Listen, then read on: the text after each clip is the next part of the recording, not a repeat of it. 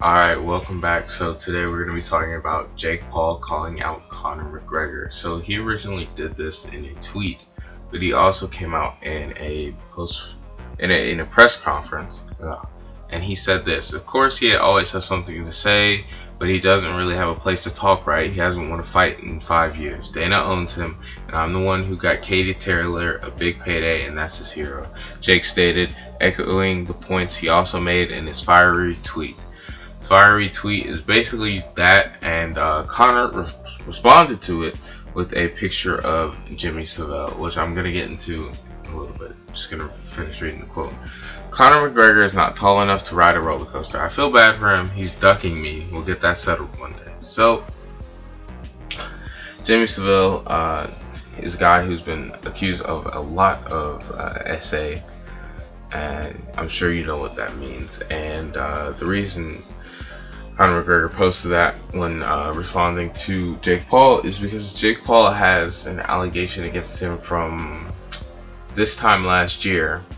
A woman named Justine Paradise accused him of SAing her, and there was a whole big fallout from that. And yeah, so I don't think that Conor McGregor is ducking or dodging Jake. I remember when he first started calling him out, like Conor just waved him off, like, oh, whatever. Similar to how Michael Bisping was originally doing him, and how Kamaru Usman is talking to him as of right now, just being like, oh, whatever. Like, yeah, I'm not really concerned with you right now. It will be an interesting fight for Conor to take. I think he would win. Uh, I say TKO in the third or fourth round.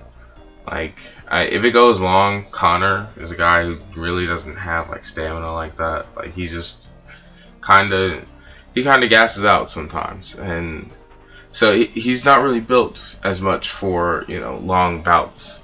And Jake is a good boxer, but he's not up there like Conor is, right? Conor was boxing Floyd Mayweather, and I know that isn't as impressive now that Floyd Mayweather has fought Jake's brother, Logan Paul. And just to be clear, I think Jake would have done better than Logan did, because Logan only really had like that one little clip of him like swinging wildly at Floyd and like moving him from like one side of the ring to the other and not hitting him at once.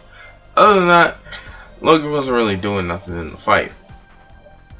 But anyway, yeah, like I said, Conor would win that fight. I doubt that he's ducking him.